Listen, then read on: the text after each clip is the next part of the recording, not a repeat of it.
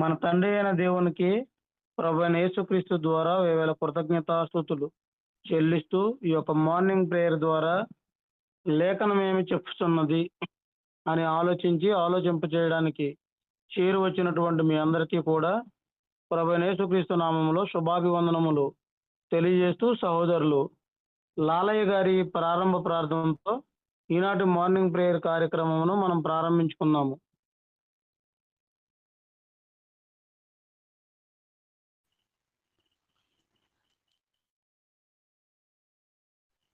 మిక్కిలి దయామయుడ పరిశుద్ధుడ తండ్రి, నీ పరిశుద్ధమైన పాదాలు, నీ పరిశుద్ధమైనటువంటి నామమునకు స్తుతులు స్తోత్రాలు.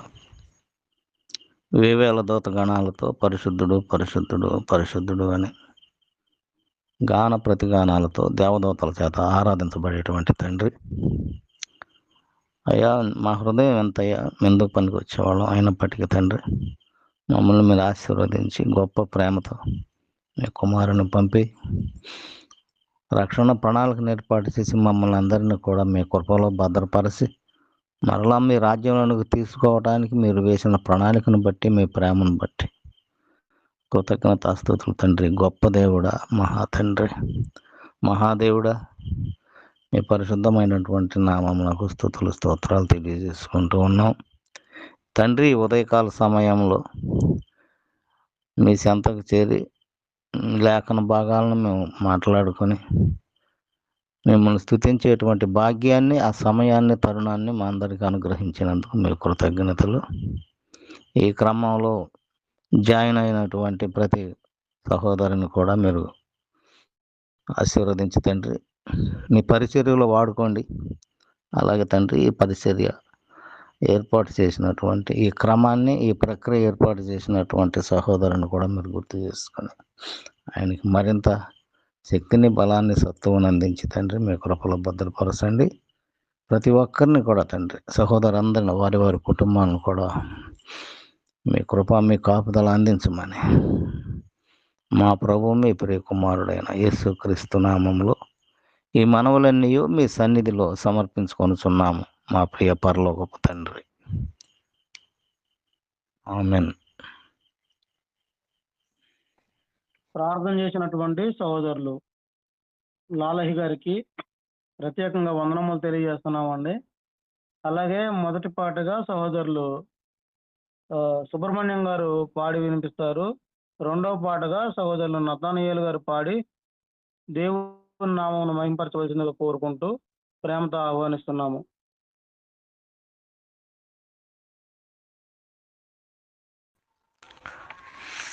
సోదరులకు వందనాలండి.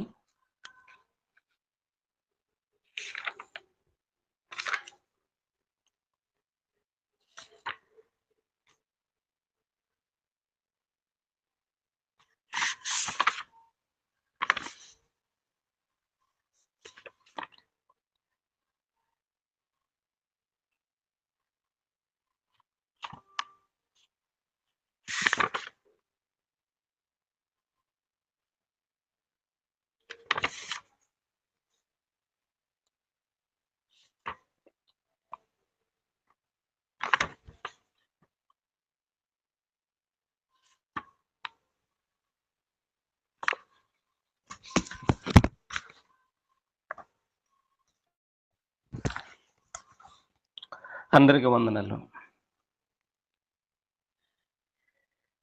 యేసు ప్రభుని స్తుతించుట ఎంతో ఎంతో మంచిది. యేసు ప్రభుని స్తుతించుట ఎంతో ఎంతో మంచిది. మహోన్నతుడా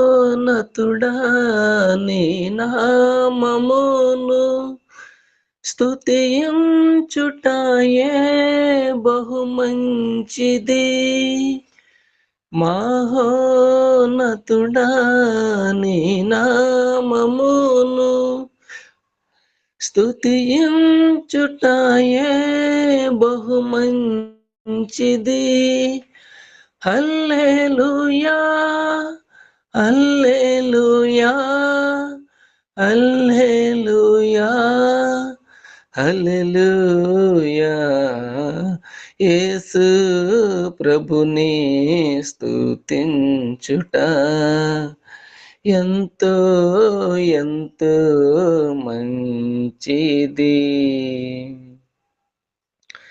విలువైన రక్తం సిలువలో కాచి కలుషాత్ముల మమ్ము ప్రభు కడిగేను.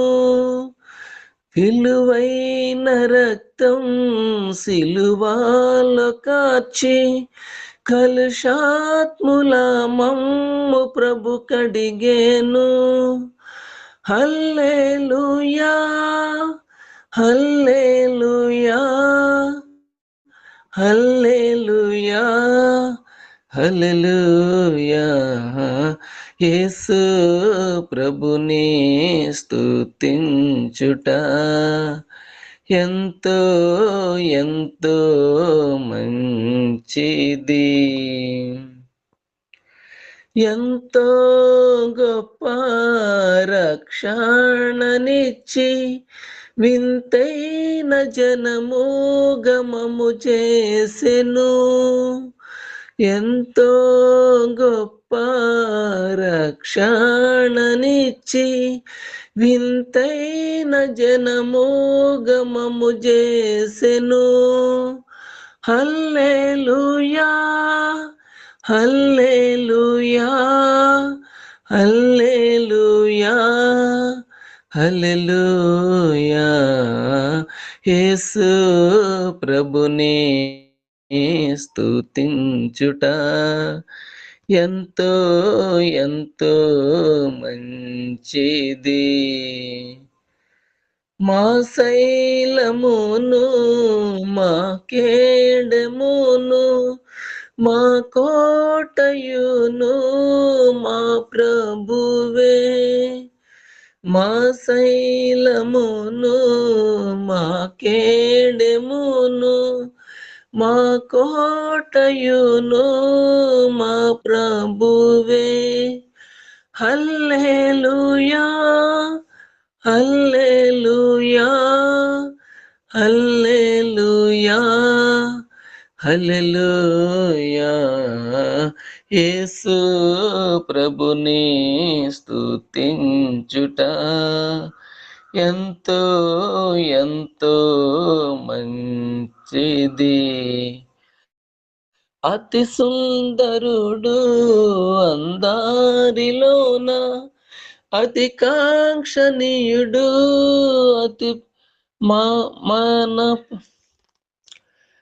అతి సుందరుడు అందరిలోన అతి కాంక్షణీయుడు మన ప్రభువే.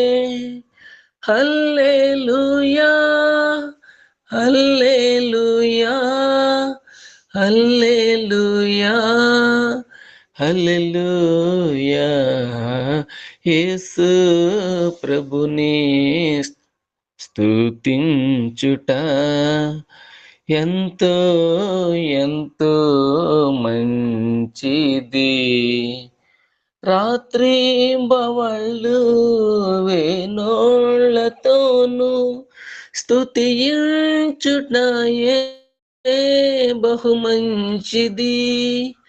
రాత్రింబవళ్ళు వేణోళ్ళతోను స్తుతించుటయే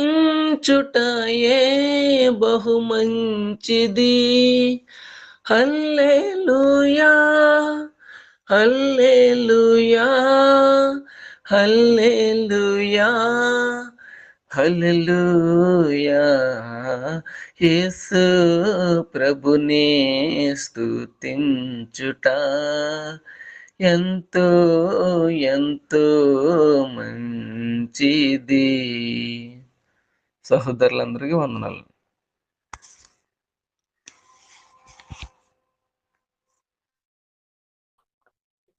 తండ్రి అయిన దేవునికి ముందుగా మహిమ చెల్లిస్తూ ఉన్నాను. అలాగే కూడి వచ్చినటువంటి సోదరి మనులకు శుభాభివందనం తెలుపుతున్నాను. పాట పాడుకుని దేవుడి నామాన్ని మహిమపరుద్దాం. ఎవరు సమీపించలేని తేజస్సులో నివసించు నా యేసయ్యా, ఎవరు సమీపించలేని తేజస్సులో నివసించు నా యేసయ్యా, నీ మహిమను ధరించిన పరిశుద్ధులు నా కంట పడగానే ఏమౌదునో నేనేమౌదునో, ఏమౌదునో నేనేమౌదునో, ఇహలోక బంధాలు మరచి నీ ఎదుటే నేను నిలచి, ఇహలోక బంధాలు మరచి నీ ఎదుటే నేను నిలిచి, నీవిచ్చు బహుమతులు నే స్వీకరించి నిత్యానందముతో పరవశించు వేళ ఏమౌదునో నేనేమౌదునో, ఏమౌదునో నేనేమౌదునో, ఎవరు సమీపించలేని తేజస్సులో నివసించు నా యేసయ్యా,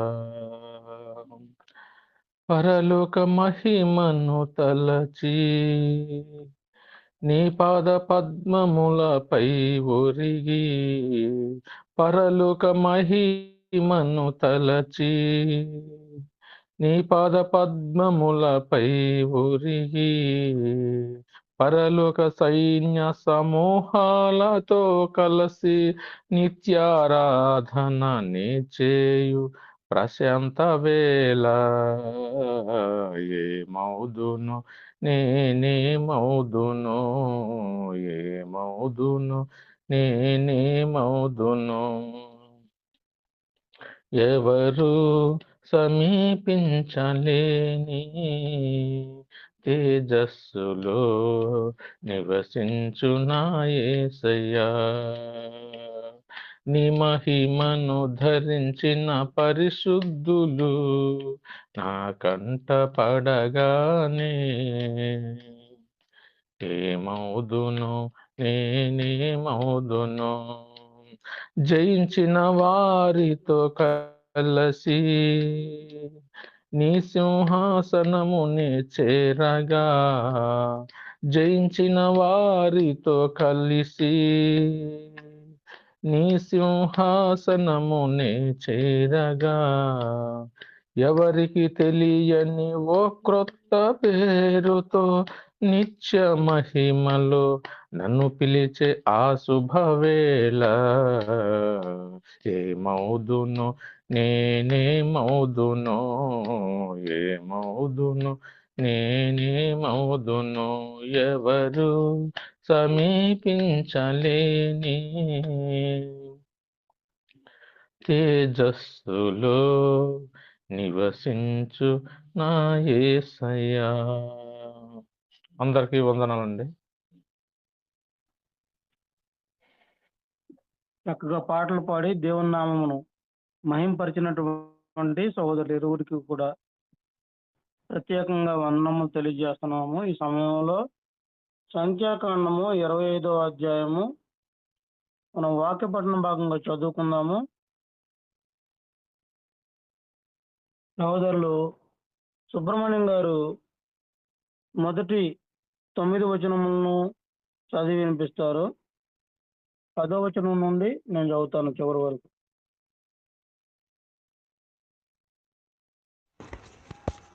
వందనాలండి. ఇశ్రాయేలు హిత్తీయులలో దిగి ఉండగా ప్రజలు మోయాబురాండ్రులతో వ్యభిచారం చేయసాగిరి. ఆ స్త్రీలు తమ దేవతల బలులకు ప్రజలను పిలువగా వీరు భోజనం చేసి వారు దేవతలకు నమస్కరించిరి. అట్లు ఇశ్రాయేలీయులు బయల్ఫేరులతో కలుసుకున్నందున వారి మీద యెహోవా కోపము రగులుకొనెను. అప్పుడు యెహోవా మోషేతో ఇట్లనెను, నీవు ప్రజల అధిపతులనందరినీ తోడుకొని యెహోవా సన్నిధిని సూర్యునికి ఎదురుగా వారిని ఉరితీయుము.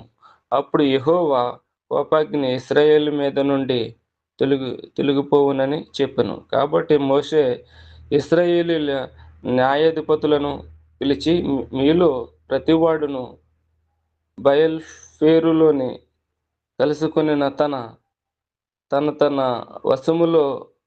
వశములోని వారిని చంపవలెనని చెప్పెను. ఇదిగో మోషే కన్నుల ఎదుట ప్రత్యక్షపు గుడారము యొక్క ద్వారమునొద్ద ఏడ్చుచుండిన ఇశ్రాయేలు సర్వసమాజం యొక్క కన్నుల ఎదుటను, ఇశ్రాయేలులో ఒకడును తన సహోదరుల యొద్దకు ఒక మిద్యాను స్త్రీని తోడుకుని వచ్చెను. యాజకుడైన అహరోనును మనుమడును ఎలియాజరును కుమారుడునైన ఫినెహాసు అది చూచి సమాజము నుండి లేచి ఈటెను తన చేత పట్టుకుని పడక చోటికి ఆ ఇశ్రాయేలీయుల్ని వెంబడి వెళ్ళి ఆ ఇద్దరిని అనగా ఆ ఇశ్రాయేలీయుని ఆ స్త్రీని కడుపులో గుండా దూసిపోనట్లుగా పొడిచెను. అప్పుడు ఇశ్రాయేలీయుల్లో నుండి తెగులు నిలిచిపోయెను. 24,000 మంది ఆ తెగులు చేత చనిపోయిరి.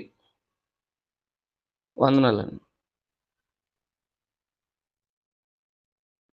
అప్పుడు యెహోవా మోషేకు ఇలాగూ ఆజ్ఞ ఇచ్చెను, యాజకుడైన అహరోను మనుమడును ఎలియాజరు కుమారుడునైన ఫినెహాసు వారి మధ్యను నేను ఓర్వలేని దానిని తాను ఓర్వలేకపోవటం వలన ఇశ్రాయేలీయుల మీద నుండి నా కోపము మళ్లించెను గనుక నేను ఓర్వలేకయుండియు ఇశ్రాయేలీయులను నశింపజేయలేదు. కాబట్టి నీవు అతనితో ఇట్లనుము, అతనితో నేను నా సమాధాన నిబంధనను చేయుచున్నాను. అది నిత్యమైన యాజక నిబంధనగా అతనికిని అతని సంతానమునకును కలిగి ఉండును. ఏలయనగా అతడు తన దేవుని విషయమందు ఆసక్తి గలవాడే ఇశ్రాయేలీయుల నిమిత్తము ప్రాయశ్చిత్తము చేసెను. చంపబడిన వాని పేరు జిమ్రి. అతడు షిమ్యోనీయులలో తన పితరుల కుటుంబమునకు ప్రధాని అయిన సాలు కుమారుడు. చంపబడిన స్త్రీ పేరు కొజ్జి. ఆమె తూరు కుమార్తె. అతడు మిద్యానీయులలో ఒక గోత్రమునకును తన పితరుల కుటుంబమునకును ప్రధాని అయి ఉండెను.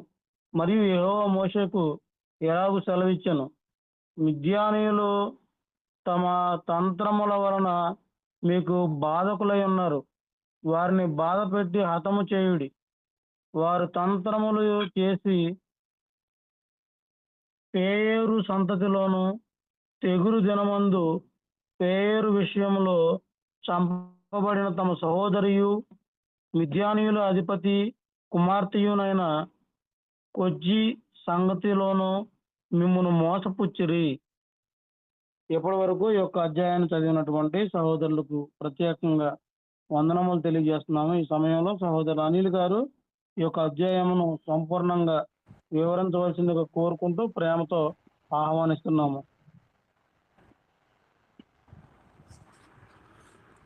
తండ్రి అయిన దేవునికి కృతజ్ఞతాస్తుతులు.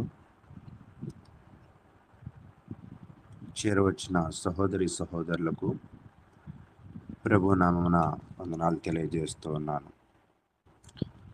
సంఖ్యాకాండము 25వ అధ్యాయాన్ని మనం పరిశీలన చేస్తూ ఉన్నాం. ఈ 25వ అధ్యాయంలో ఇశ్రాయేలీలు షిత్తీము వద్ద మోయాబు మరియు మిద్యాను స్త్రీలతో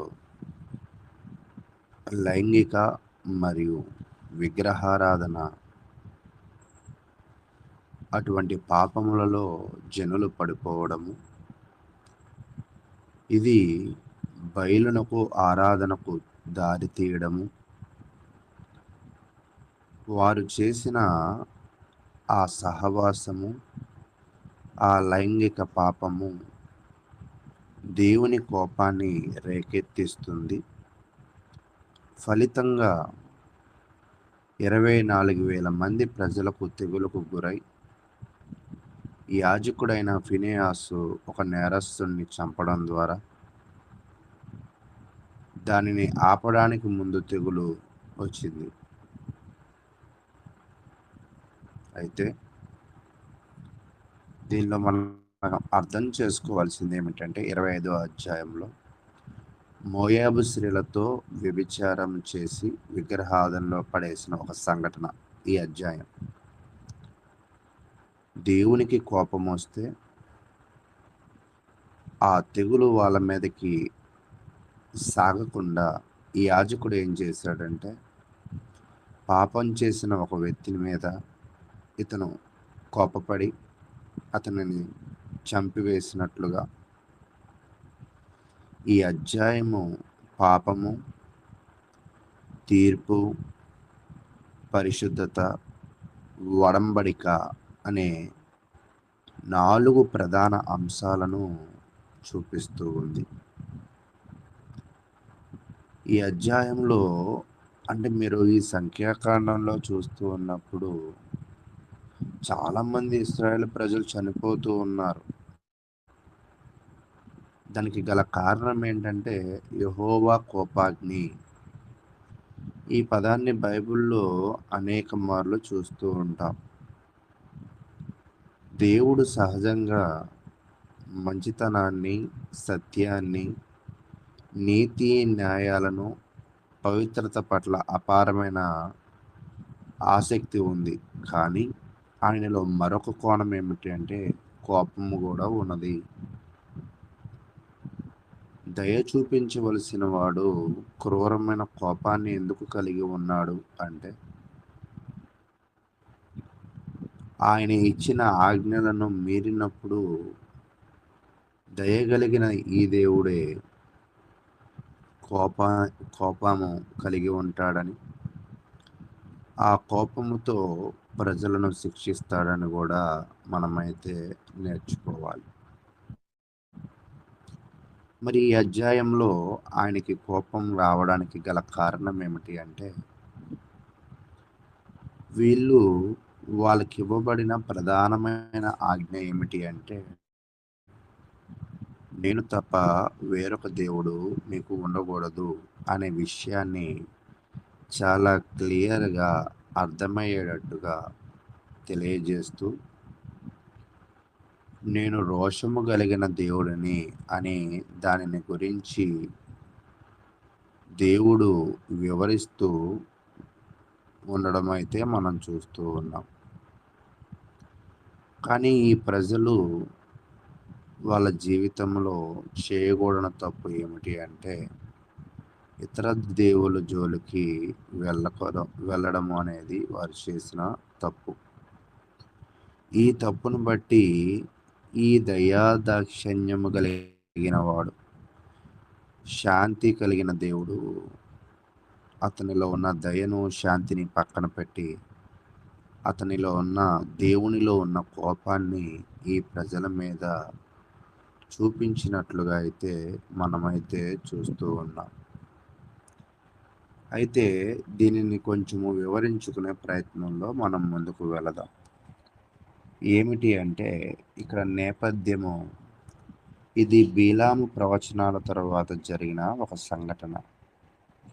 అంటే బాలాకు రాజు బీలాము ప్రవక్త ద్వారా ఇశ్రాయేల్ ప్రజలను శపించలేకపోయిన తరువాత బీలాము సలహాల వల్ల మోయాబీలు ఇశ్రాయేలులను పాపములో పడేశారు. అయితే వీళ్ళు పాపంలో పడిపోవడానికి గల కారణాలు కొన్నిటిని మనము విశ్లేషించే ప్రయత్నం చేద్దాం.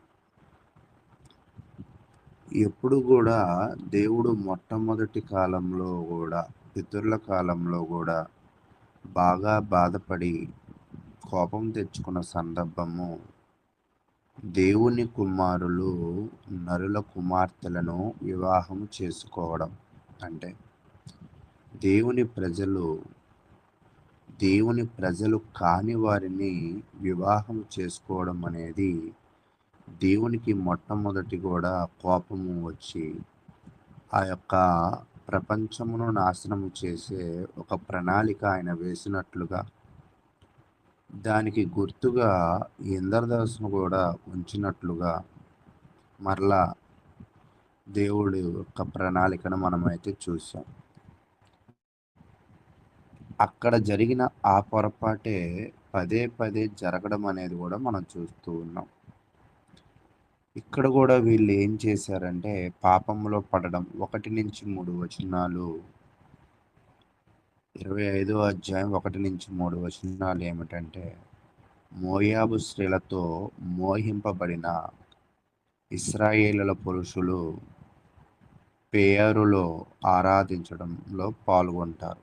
అంటే మోయాబు స్త్రీలను మొట్టమొదటిగా వీళ్ళు ఇష్టపడడం ద్వారా వాళ్ళతో వీళ్ళు వ్యభిచారం చేశారు. వ్యభిచారం చేసిన తరువాత వారి యొక్క పూజా కార్యక్రమాలలో, బలియాగాలలో ఈ యొక్క ఇశ్రాయేలు ప్రజలు ప్రవేశించి వారి బలులను తిన్నారు. వారు బయల్పేరు అనే విగ్రహాన్ని పూజించారు. కాబట్టి ఈ 3 వచనాలు మనం పరిశీలన చేస్తూ ఉన్నప్పుడు వాళ్ళ యొక్క జీవితంలో వారు కలిగి ఉన్న సహవాసము, వాళ్ళు దేవునికి వ్యతిరేకంగా కలిగి ఉన్న ఇష్టము, వాళ్ళు దేవునికి వ్యతిరేకంగా పాల్గొన్న కార్యక్రమము, దేవునికి వ్యతిరేకంగా ఆరాధించిన విధానాన్ని అయితే మనం ఇక్కడైతే చూస్తూ ఉన్నాం.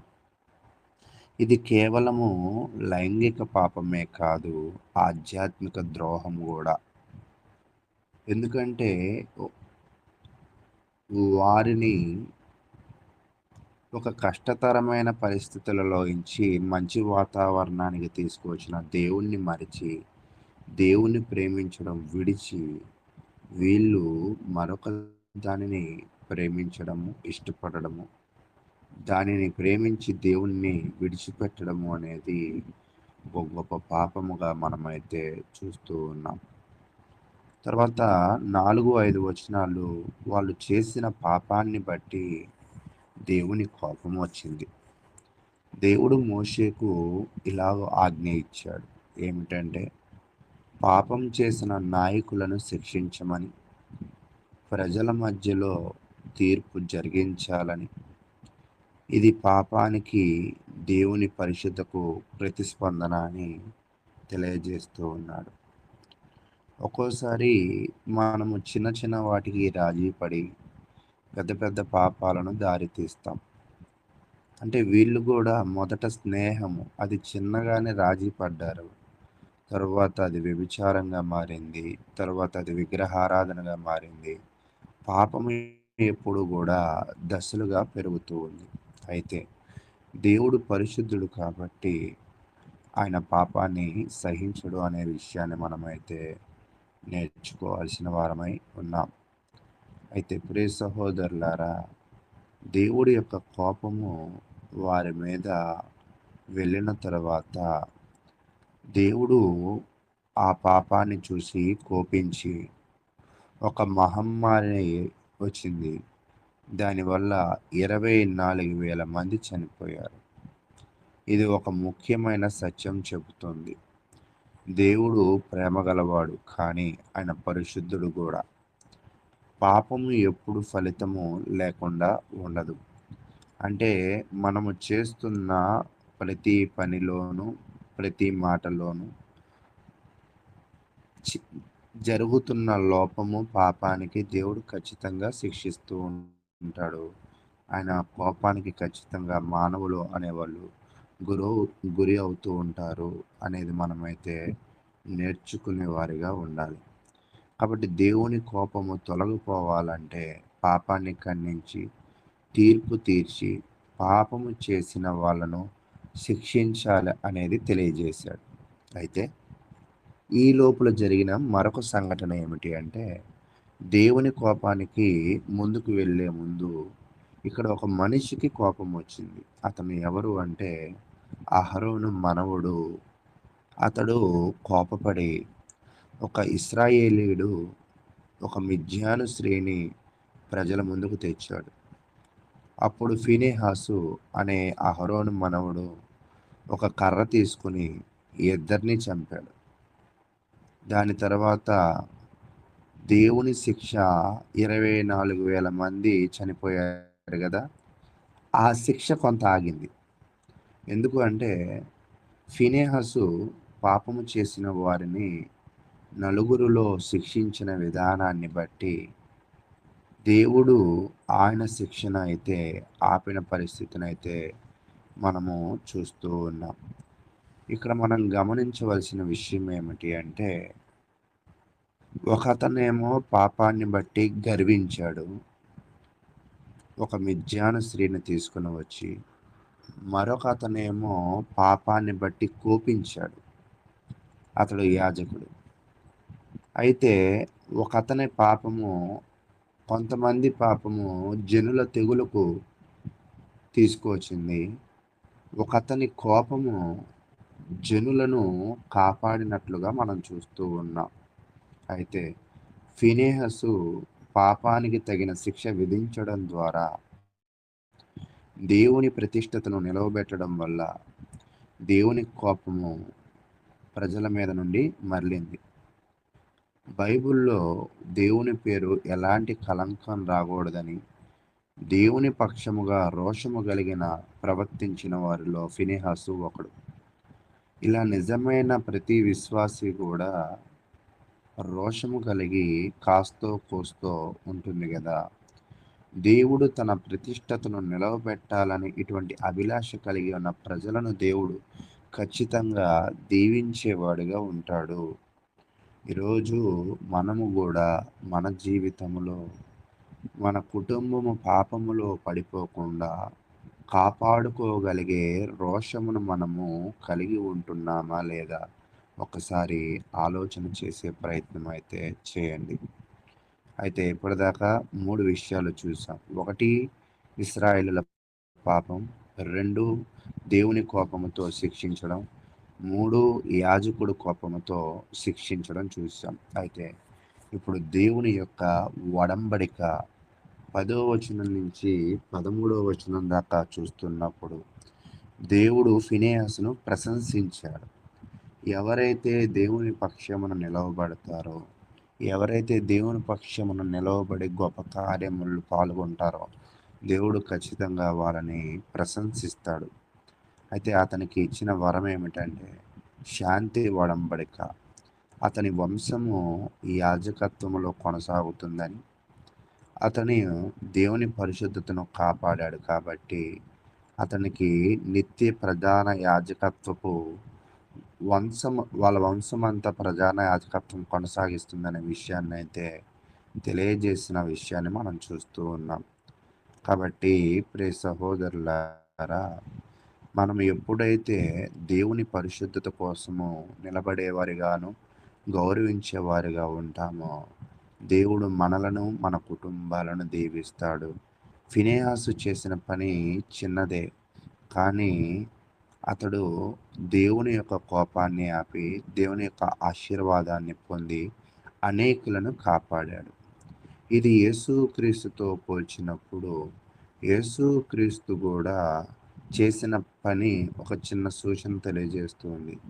శిలువ మరణం పైన ఆయన బలి అవడం వల్ల దేవుని కోపాన్ని ఆయన ఆపి మన మీదకి వచ్చే పాపం అనే మహమ్మారి దానిలో మనము చనిపోకుండా మనకు రక్షణను ఇచ్చింది.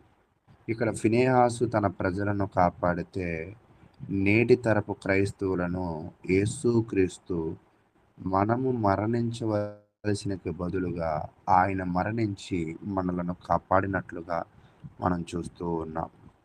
కాబట్టి ఈరోజు నీ జీవితంలో పాపముతో రాజీ పడుతున్నావా, పాపముతో జీవిస్తూ ఉన్నావా? ఒకసారి ఆలోచన చేయండి. తర్వాత 16-18 వచనాలు మనం చూస్తూ ఉన్నప్పుడు మిద్యానులపై తీర్పును చూస్తూ ఉన్నాం. దేవుడు ఇశ్రాయేలుకు చెప్పాడు, మిద్యానీయులను శత్రువులుగా చూడాలి, ఎందుకంటే ఇశ్రాయేలులను వాళ్ళు పాపములో పడేస్తున్నారు కాబట్టి మనము మన జీవితంలో మనలను పాపములో పడివేసే వాళ్ళు ఎవరు, మనలను కాపాడేది ఎవరు, మనము మన జీవితంలో దేని వెనక బలంగా నిలబడాలో అనే ఇటువంటి ప్రణాళికలను ఒకసారి ఆలోచన చేస్తూ మన జీవితంలో మనము ముందుకు వెళ్ళగలిగినట్లయితే దేవుడు మనలను దీవించేవాడిగా ఉంటారు. కాబట్టి ఇప్పటి వరకు ఓపికగా విన్న మీ అందరికీ కూడా ప్రభువు నామమున వందనాలు తెలియజేస్తూ, మరి సహవాసము వ్యభిచారము విగ్రహారాధనగా మారింది. కాబట్టి మన సహవాసాలు ఎవరితో ఉంటున్నాయి ఒకసారి ఆలోచన చేయండి. చాలాసార్లు సాతాను శాపం కాదు కానీ ఆకర్షణ అనే దాని ద్వారానే మన మీద దాడి చేస్తూ ఉంటాడు. మొట్టమొదటి స్త్రీ అయిన హవ్వని ఆకర్షణ ద్వారానే దాడి చేశాడు. తదుపరి మరి రాజకీయ పరంగా అధికారం అనే ఆకర్షణ ద్వారానే కోరాహు మీద సాతాను దాడి చేశాడు. మనుషులను ఆకర్షించి ఆయన గ్రిప్పులో సాతానుడు పెట్టుకుంటూ ఉన్నాడు. కాబట్టి మన జీవితంలో మన పరిశుద్ధతను మనము కాపాడుకోవాలి అంటే మనలను నేటి తరము ఆకర్షించే ధనము, లైంగిక పాపము, అధికార ఆకర్షణ, ప్రపంచ ప్రలోభాలను మనము ఆలోచన చేసి, దేవుడు పరిశుద్ధుడు కాబట్టి మనము పరిశుద్ధతను కలిగి మనము ముందుకు వెళ్ళాలని కోరుకుంటూ మరి ముగిస్తూ ఉన్నాను.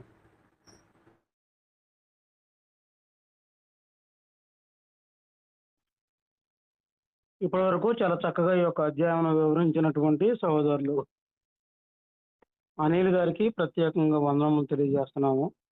దేవుడు పరిశుద్ధుడు కాబట్టి ఆయన పోలిక, ఆయన స్వరూపం ఉన్నటువంటి మనం కూడా పరిశుద్ధులై ఉండాలి. అది ఎలా ఉంటామంటే పరిశుద్ధులుగా ప్రవర్తన ద్వారా ఉంటాము. కాబట్టి ఆ ప్రవర్తన విషయంలో మనం ఎవరితో సహవాసం చేస్తున్నాము అనేటువంటి విషయమై చాలా జాగ్రత్త కలిగి మనం నడుచుకోవాలి. లేదంటే దేవుని యొక్క కోపాగ్ని అనేది మహా తీవ్రంగాను భయంకరంగాను ఉంటుంది. దాని నుండి తప్పించుకోవడం కష్టం అనేటువంటి సంగతిని మనం గుర్తించి మన యొక్క సహవాసాలు అనేవి కొనసాగించాలని సహోదరులు చాలా చక్కగా ఇప్పటి వరకు వివరించారు. సహోదరులకి మరి ఒకసారి ప్రత్యేకంగా వందనములు తెలియజేస్తూ, ఈరోజు దేవకరణ గారు రావటం లేదు, నేను జర్నీలో లేట్ అయిపోయింది. కాబట్టి ఇప్పటి వరకు జరిగిన కార్యక్రమం అంతటి విషయమై తదుపరి యేసుపాదం గారు మనకు దేవుని యొక్క వాక్యాన్ని అందిస్తారు. వారి మెసేజ్ కొరకు ప్రార్థన సహాయం కోరవలసిందిగా అనిల్ గారినే కోరుకుంటున్నాం.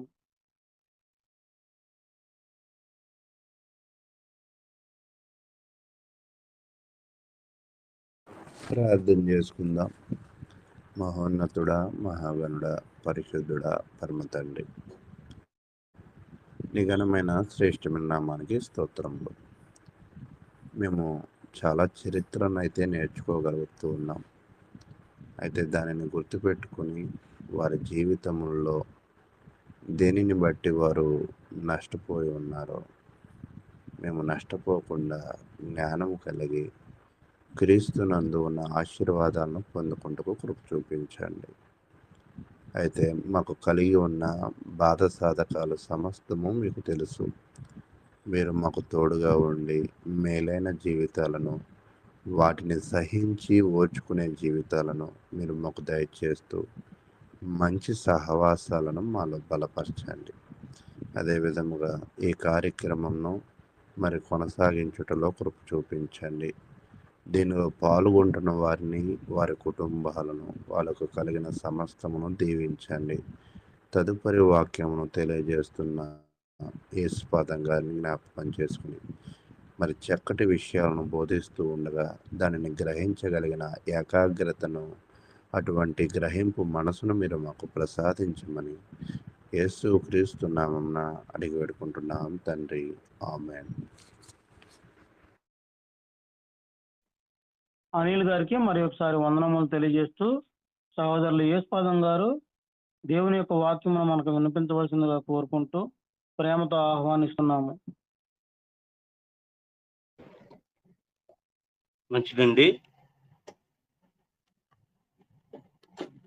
ఈ యొక్క ఉదయకాల లేఖనం ఏమి చెప్పుచున్నదని ధ్యాన కూడికలో జాయిన్ అయినటువంటి ప్రతి ఒక్కరికి, అలాగే ఈ యొక్క కార్యక్రమాన్ని నిర్వహిస్తున్నటువంటి రవి గారికి, వారి కుటుంబానికి, స్థానిక సంఘానికి, అలాగే ఇప్పుడు వరకు మరి సంఖ్యాకాండంలో ఉన్నటువంటి విషయాలు, మన పితరులు మరి ఎలాంటి పొరపాట్లు చేశారో అనేటువంటి విషయాలు మనకి మంచిగా వివరించినటువంటి సోదరులు అనిల్ గారికి కూడా వందనములు తెలియజేస్తున్నానండి.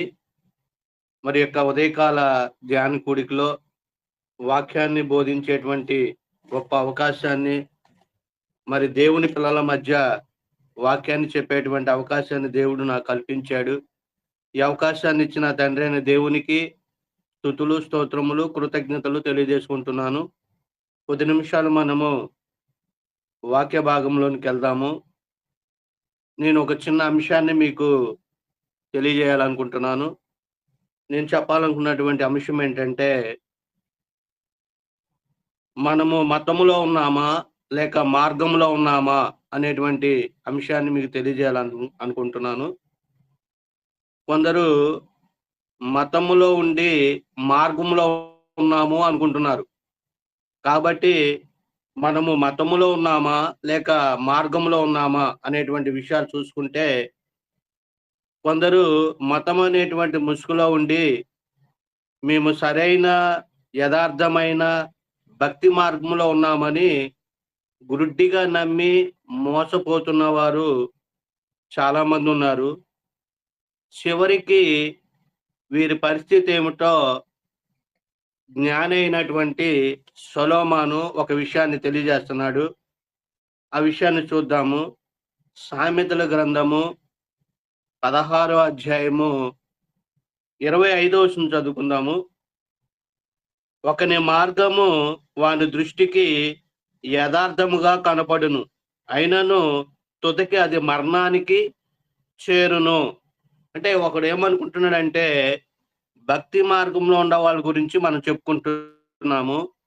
భక్తి మార్గంలో ఉండి నేను సరైన మార్గంలోనే ఉన్నాను అని భ్రమపడుతూ ఉన్నాడండి.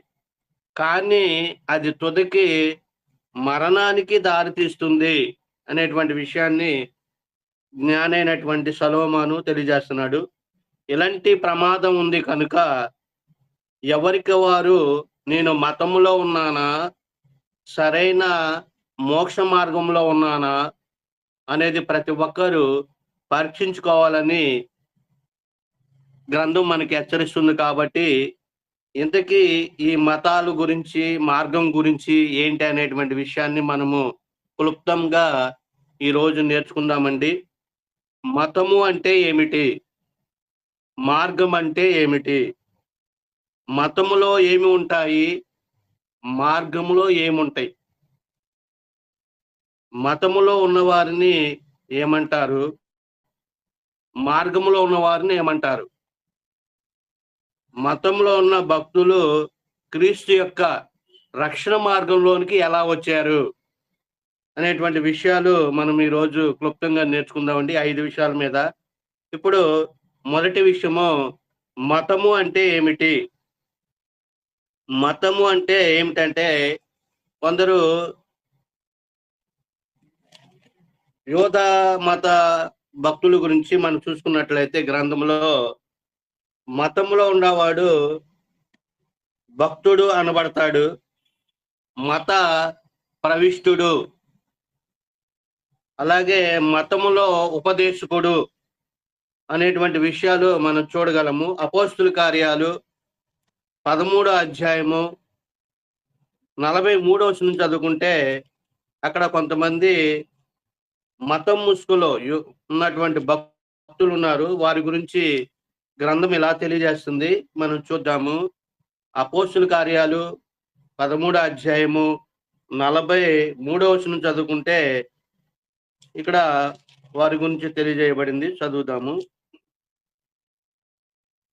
సమాజ మందిరంలోని వారు లేచిన తరువాత అనేకులు యూదులను, భక్తిపరులైన యోధా మత ప్రవిష్టులను పౌలునకు బర్నబాను వెంబడించిరి.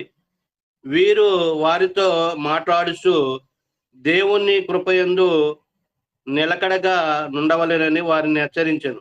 అంటే ఇక్కడ దేవుని యొక్క మార్గంలో ఉండేవాళ్ళు ఉన్నారు, మతంలో ఉండేవాళ్ళు ఉన్నారు.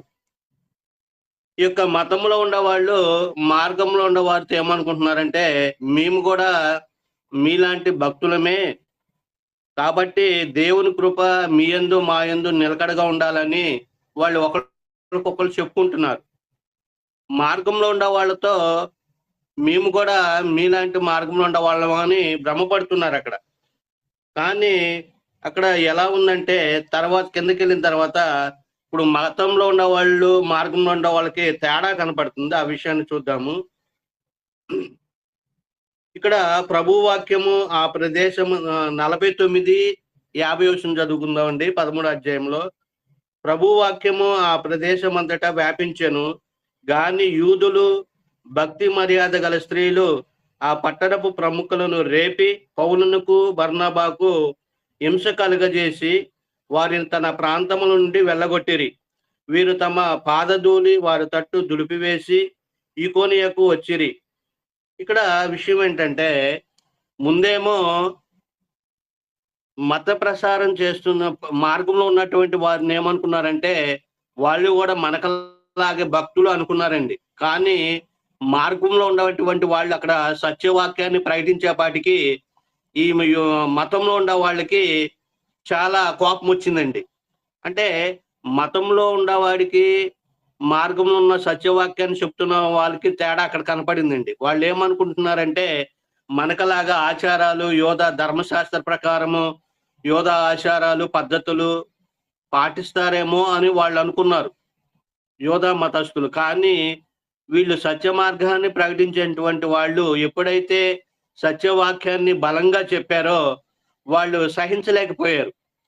సహించలేకపోగా ఈ యొక్క క్రొత్త బోధ మాకొద్దు అని పౌలుకు బర్నబాని కొట్టి వాళ్ళు ఊరి వెలుపల వీడ్చి పడేశారండి. కాబట్టి ఇక్కడ మతము అనేటువంటి వాళ్ళు మార్గంలో ఉండే వాళ్ళకి వ్యత్యాసం ఏంటో కనపడుతుంది. కాబట్టి మతం ముసుగులో ఉండి భక్తి పరులు అనుకునే వాళ్ళు ఉన్నారండి. వాళ్ళకు కూడా భక్తి మర్యాదలు చాలా ఉంటాయి. కాబట్టి మతం అంటే భక్తి మర్యాదలు ఉంటే చాలు అని అనుకుంటున్నారు. కాబట్టి కొందరు గుడ్డిగా నమ్మి మానవులు కల్పించిన పద్ధతులు, కట్టుబాట్లను, ఆచారాలను, సిద్ధాంతాలను, అలాగే పండగలను, యజ్ఞాలను, దీర్ఘకాలిక ప్రార్థనలను, దైవ నియమాలను, నైతిక సిద్ధాంతాలను, అలాగే ఈలోక మర్యాదను కలిగి ఉన్నదే మతము అనేది మనం ఇప్పుడు చూసాము. మతం అంటే ఆచారాలు ఎన్ని కలిగి ఉన్నదే మతం అనేది మనం చూసాము. అలాగే మతంలో ఉన్నవాడు ఏం చేస్తాడంటే, మతం ముసుగులో ఉండి మేము దేవుణ్ణి మహిమపరుస్తున్నాము ఎలాగో మా ఆలోచనతో, మా సిద్ధాంతాలతో, మేము కల్పించిన సిద్ధాంతాలతో దేవుణ్ణి మహిమపరుస్తున్నారు అని వాళ్ళు అనుకుంటున్నారండి. కానీ వాళ్ళు దేవుణ్ణి ఎరిగి దేవునిగా మహిమపరచలేకపోతున్నారండి. మతం ముసుగులో ఉన్న వాళ్ళు ఏం చేస్తున్నారంటే, వాళ్ళు కల్పించుకున్న సిద్ధాంతాలు, వాళ్ళు కల్పించుకున్నటువంటి విధానంలో మేము దేవుణ్ణి మహిమపరుస్తున్నాం అనుకుంటున్నారు.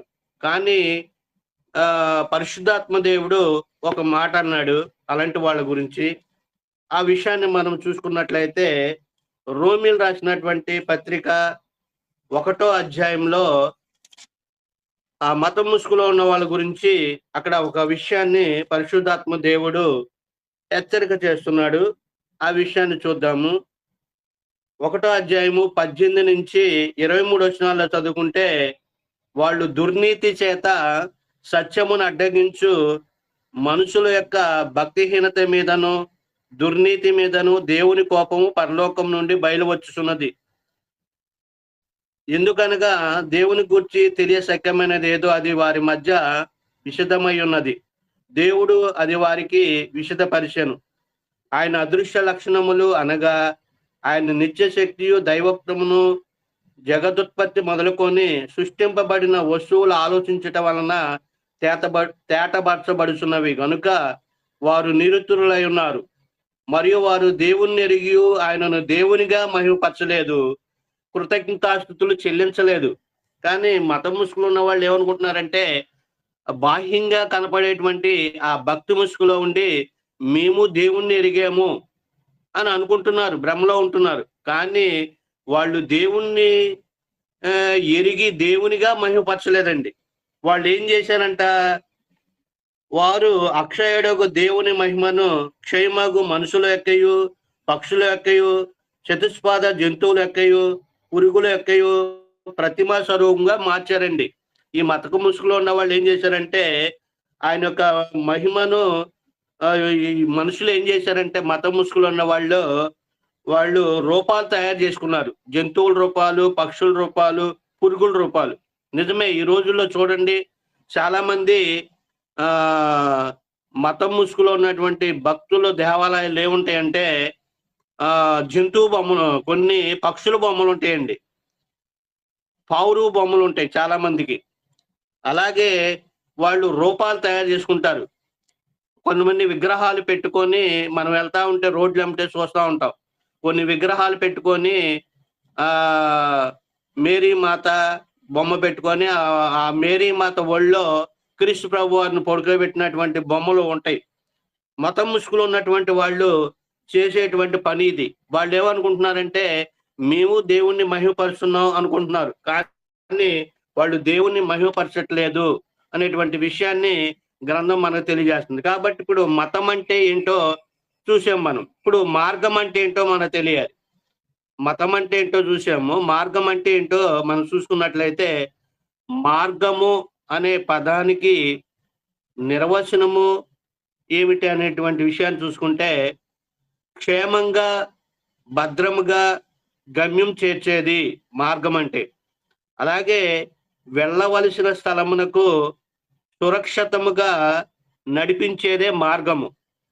మార్గము యొక్క నిర్వచనాన్ని మనం చూడొచ్చు. అలాగే మార్గము అనే పదానికి పర్యాపదాలు చూసుకుంటే, ఒకటి ద్వారము అని, త్రోవ అని, అలాగే దారి అని, బాట, రోడ్డు అనేటువంటి పర్యాయ పదాలు మనం చూడవచ్చు. ఇప్పుడు మార్గం అనేటువంటి పదానికి నిర్వచనం ఏంటో చూసాము, ఆ పదానికి ఉన్నటువంటి అర్థాలు ఏంటో మనం చూసాం. ఇప్పుడు లోకములో మరణ మార్గం ఉంది, జీవ మార్గం ఉందని గ్రంథం మనకు తెలియజేస్తుంది.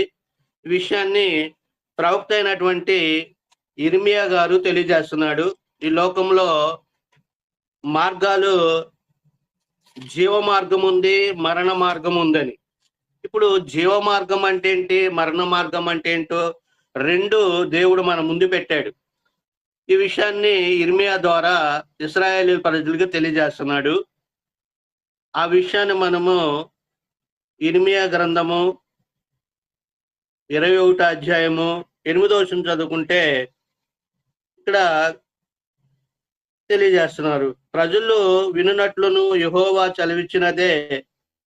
చలవిచ్చినదేమనగా, జీవ మార్గమును మరణ మార్గమును నేను మీ ఎదుట పెట్టుచున్నాను.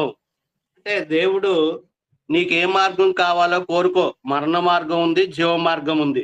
ఇప్పుడు మరణ మార్గము అంటే ఏమిటి అనేటువంటి విషయాన్ని చూసుకుంటే, ఈ లోకంలో వేయబడినటువంటి మానవులు ఏర్పాటు చేసుకున్నటువంటి మార్గాలు, ఏంటంటే సముద్ర మార్గం ఉంది, ఆకాశ మార్గం ఉంది, విమాన మార్గాలు ఉన్నాయి, రైలు మార్గాలు ఉన్నాయి, అలాగే రోడ్డు రవాణా మార్గాలు ఉన్నాయి, అలాగే స్వరంగ మార్గాలు ఉన్నాయి. అలాగే ఆకాశం క్రింద భూమిపైన మానవుడు జీవించుటకు తాత్కాలికంగా ఏర్పరచుకున్నటువంటి మార్గాలు. ఈ మార్గమును బైబిలు మరణ మార్గము అని తెలియజేస్తుంది. ఎందుకంటే మానవుడే ఎక్కువగా మరణాలు సంభవిస్తాయి కాబట్టి ఈ మార్గంలో మానవుడు ఏర్పాటు చేసుకున్నటువంటి ఈ మార్గాల్లో ఎక్కువ ప్రమాదాలు సంభవిస్తాయి కాబట్టి దీనిని మరణ మార్గము అన్నారు. ఈ మార్గాల్లో మానవుడు ఏర్పాటు చేసుకున్నటువంటి మార్గాల్లో ఎక్కువ యాక్సిడెంట్లు, ప్రమాదాలు జరిగి మరణిస్తారు కాబట్టి ఇది మరణ మార్గము అని తెలియజేస్తుంది గ్రంథము. అలాగే జీవమునకు పోయే మార్గము అంటే నిత్య జీవానికి వెళ్ళేటువంటి మార్గం కూడా ఒకటి ఉంది బైబిల్లో. ఆ మార్గము గురించి తెలియాలంటే ముందు నిత్య జీవపు మార్గము ఏమిటి, అది ఎక్కడి నుంచి ఎక్కడికి వేయబడింది, ఎప్పుడు వేయబడింది అనేటువంటి విషయాలు మనం చూసుకుందాము. నిత్య జీవపు మార్గము, ఇప్పుడు మరణ మార్గాన్ని చూసాము. నిత్య జీవపు మార్గాన్ని గురించి చూసుకుంటే నిత్య జీవపు మార్గం అంటే మానవుడు మరణించిన తర్వాత మరణ మార్గాన్ని విడిచి నిత్యముగా శాశ్వతంగా ఉండేటువంటి పర్మనెంట్ మార్గము పరలోకానికి ఇవ్వబడి ఉంది. కాబట్టి ఆ మార్గంలో పోవు మార్గమే నిత్య జీవపు మార్గము. అంటే ఒక మనిషి ఈ మార్గంలో ఉండి మరణ మార్గం నుండి చనిపోయినప్పుడు ఇక్కడ ఒక దేవుడు ఒక మార్గాన్ని ఏర్పాటు చేశాడు. ఆ మార్గంలో ఉండి ఈ మార్గంలో ద్వారా పరలోకానికి వెళితే అక్కడ పర్మనెంట్ గా ఉండేటువంటి ప్లేస్ లోకి మనం వెళ్తాం. కాబట్టి ఈ జీవపు మార్గాన్ని గురించి మనము ఈరోజు తెలుసుకుందాము. ఈ మార్గము ఎవరు ఏర్పాటు చేశారు, ఎక్కడ నుండి ఎక్కడికి వేయబడింది ఈ మార్గము అనేటువంటి విషయాన్ని చూస్తే మనము ఈ మార్గాన్ని గురించి దేవుడు ముందే తెలియజేశాడు. ఎక్కడి నుంచి ఎక్కడికి ఈ జీవ మార్గాన్ని వేయబోతున్నానో దేవుడు ముందుగానే తన భక్తుడైనటువంటి యాకోబుకు తెలియజేశాడండి. ఆ విషయాన్ని చూద్దాము. ఆదికాండము 28వ అధ్యాయము 10 నుంచి 19 వచనాలు చదువుకుంటే అక్కడ యాకోబు గారు తన అన్నయ్యని మోసం చేసి ఆయన పద్దనరాముకి పారిపోయే టైంలో అక్కడ ఒక స్థలానికి వెళ్తాడు, బేతేలు అనేటువంటి స్థలానికి వెళ్తాడు. అక్కడ వెళ్ళినప్పుడు ఆయన పడుకుంటాడు, నిద్ర వచ్చి పడుకున్నప్పుడు అక్కడ ఒక రాయిని తడగాడిగా చేసుకొని ఆయన నిద్రిస్తున్నటువంటి టైంలో దేవుడు ఆయనకు ఒక దర్శనాన్ని చూపిస్తాడు. ఏమిటి అంటే ఆకాశము భూమి మీద నుంచి ఆకాశానికి నిచ్చెన వేయబడతాము. ఆ నిచ్చెన వేయటం వలన ఆ నిచ్చెనలో నుంచి ఆ మార్గంలో గుండా దేవదూతలు ఎక్కుతూ దిగుతూ కనపడతారండి. అంటే ఈ విషయము, ఈ దర్శనము ఎప్పటి కాలంలో జరగబోయే చూపిస్తున్నాడు అంటే క్రైస్తవ యుగములో క్రీస్తు వేసేటువంటి మార్గాన్ని గురించి యాకోబు గారికి దేవుడే ముందే చూపిస్తున్నాడండి. కలల ద్వారా దర్శనము ద్వారా నేను ఒక మార్గాన్ని వేయబోతున్నాను. ఆ మార్గము గురించి సుయిజాయిగా ముందే యాకోబు గారికి తెలియజేశాడు. కాబట్టి ఇది జీవ మార్గము. ఈ జీవ మార్గము ఎక్కడి నుంచి ఎక్కడికి వేయబడింది అంటే భూమి మీద నుంచి పరలోకానికి వేయబడుతుంది ఈ మార్గము అనేటువంటి విషయాన్ని తెలియజేస్తున్నారు. అలాగే క్రొత్త నిబంధనలోకి వచ్చినప్పుడు ఈ మార్గము ఎవరో యేసుక్రీస్తు ప్రభువారు తెలియజేశారు ఈ మార్గాన్ని గురించి. యోహాను సువార్త 14వ అధ్యాయము 6వ వచనం చదువుకుంటే ఆ మార్గము ఎవరో అనేటువంటి విషయాన్ని యోహాను గారు తెలియజేస్తున్నారు. ఆ విషయాన్ని మనం చూద్దాము. యోహాను రాసినటువంటి పత్రిక 14వ అధ్యాయము 6వ వచనం చదువుకుంటే ఆ మార్గం ఏంటనేది యేసుక్రీస్తు ప్రభువారు తెలియజేస్తున్నాడు. ఆ విషయాన్ని చూద్దాము. యేసు, నేనే మార్గమును సత్యమును జీవమును, నా ద్వారానే తప్ప ఎవడును తండ్రి వద్దకు రాడు. అంటే అప్పుడు వేయబడినటువంటి ఆ మార్గము మరి కాలము సంపూర్ణమైనప్పుడు మరి యేసుక్రీస్తు వారు మరి స్త్రీ గర్భాన రావాలి. వచ్చినప్పుడు ఆ మార్గాన్ని గురించి, ఆ మార్గము అలనాడు మన పితరులకు చెప్పినటువంటి మార్గము, ఆ మార్గము నేనే అనేటువంటి విషయాన్ని ఆయన తెలియజేస్తున్నట్టుగా మనం చూడగలం. అలాగే ఇర్మియా ప్రవక్త కూడా ఈ మార్గాన్ని గురించి ముందుగానే తెలియజేశాడు. ఆ మార్గం ఏంటో చూద్దాము. ఇర్మియా గ్రంథము 6వ అధ్యాయము 16వ వచనం చదువుకుందాం. 6:16. యెహోవా ఇలాగు సెలవిచ్చుచున్నాడు, మార్గములో నిలిచి చూడుడి, పురాతన మార్గమును గూర్చి విచారించుడి, మేలు కలుగు మార్గమేదని అడిగి అందులో నడుచుకొనుడి, అప్పుడు మీకు నెమ్మది కలుగును. అంటే ఇర్మియా గారు కూడా ఒక పురాతన మార్గం అనేది ఒకటి ఉంది, ఆ మార్గాన్ని గురించి మీరు తెలుసుకోండి అనేటువంటి విషయాన్ని అక్కడ ఉన్నటువంటి ప్రజలకి మరి ప్రవక్త అయినటువంటి ఇర్మియా తెలియజేస్తున్నాడు. అది ఎలాంటి మార్గం అంటే మేలుకరమైన మార్గము, అందులో ఉంటే మీకు నెమ్మది కలుగుతుంది. మరి ఆ మార్గాన్ని గురించి మీరు విచారించండి, ఆ మార్గాన్ని గురించి తెలుసుకోండి, అందులో ఉండండి అనేటువంటి విషయాన్ని తెలియజేస్తున్నాడు. మరి దేవుడు యేసుక్రీస్తు ద్వారా ఏర్పరిచిన ఈ మార్గమునకు ఏమని పిలువబడింది? ఈ మార్గం అంటే క్రీస్తు అని చూసాము, ఇది నిత్యజీవపు మార్గం అని చూసాము. ఈ మార్గాన్ని గ్రంథము ఇంకేమని తెలియజేసింది అనేటువంటి విషయాన్ని మనం చూసుకున్నట్లయితే ఈ మార్గాన్ని సంఘము అని పిలువబడిందండి. ఇప్పుడు సంఘము అని పిలువబడింది. ఈ విషయాన్ని ఎక్కడ చూస్తామంటే గలతీయులు రాసినటువంటి పత్రిక 1వ అధ్యాయము 13వ వచనం చదువుకుందామండి. చదువుకుంటే అపోస్తుడైనటువంటి పౌలు మరి ఆయన మార్గాన్ని గురించి తెలియజేస్తున్నాడు. ఆ విషయం ఏంటో మనం చూద్దాము. గలతీయులు రాసినటువంటి పత్రిక 1వ అధ్యాయము 13వ వచనం చదువుకుంటే ఆయన మరి దేవుని యొక్క చిత్తాన్ని తెలుసుకొని ఆయన నూతన స్వభావాన్ని కలిగి ఉండి మరి క్రీస్తును ప్రకటిస్తూ ఆయన సంఘము క్షేమాభివృద్ధి చెందాలనేటువంటి ఉద్దేశంతో సేవ చేస్తున్నప్పుడు ఆయన చెప్పినటువంటి మాట తెలియజేస్తున్నాడు. ఆ విషయం ఏంటో చూద్దాము. 13వ వచనం చదువుకుందాము. పూర్వమందు యోధా మతస్థుడనై ఉన్నప్పుడు నేను దేవుణ్ణి సంఘమును అపరిమితంగా హింసించి నాశనము చేయుచు నా పితరుల పారంపర్య ఆచారమందు విశేష ఆసక్తి గలవాడనై నా స్వజాతీయులలో నా సమాన వయస్కులైన అనేకుల కంటే యోధా మతంలో అత్యధికము నొంది తిని.